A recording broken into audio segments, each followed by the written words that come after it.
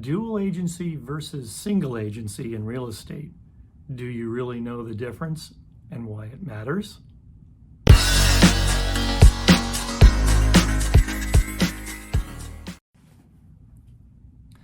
Hi, welcome to another episode of Silicon Valley Real Estate with Stephen Smith. Today I'm going to talk about agency and why it's important. There's two types of agency. There's single agency and dual agency. In a nutshell, single agency is when you have one agent representing you, either he or she. It doesn't matter whether you're buying or selling, you have one agent, as opposed to dual agency, where there are two agents involved under a single agency banner. And let me break it down a little bit for you because it's kind of a complicated thing. One, dual agency under a single brokerage could still involve two separate realtors. And it might, like I'm under Intero, and so therefore I might be working with another Intero agent in a transaction, whether I'm on the buying side or on the selling side. My counterpart will be on the buying side or on the selling side, respectively. And that's actually okay because you actually have two people working for you on both parties.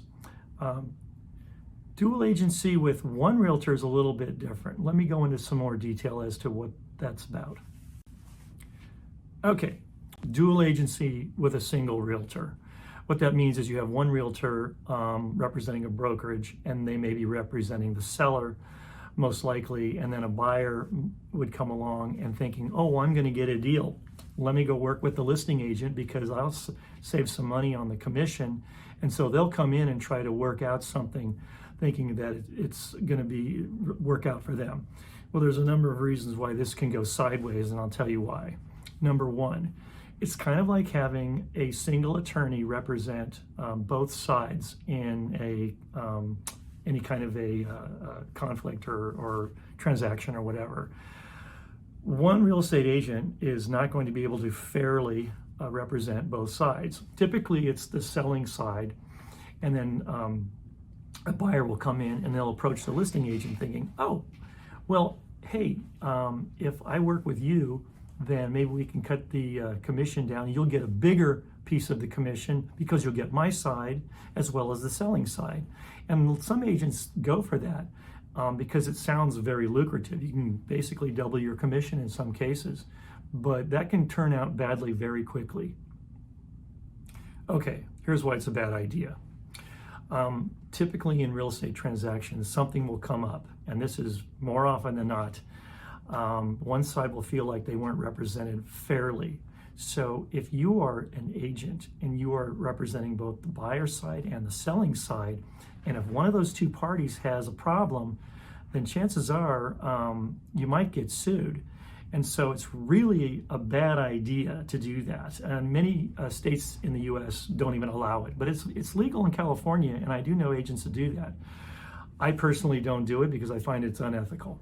So I will either represent the buyer only or the seller only, and that avoids a lot of trouble because it can quickly go sideways if there becomes, if one side feels like they're getting a raw deal or something was not disclosed properly, it can unravel quickly, and next thing you know, you're in litigation. So you really want to try to avoid that.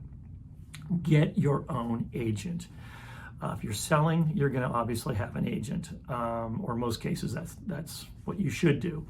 If you're buying, don't try to work with the listing agent. You're just asking for big trouble because most listing agents are going to side with the buyer, and they're just, maybe they'll work with you to make a couple extra bucks, but it's a real slippery slope and very dangerous. Get your own realtor. It's just a much smarter thing to do and will keep you out of trouble.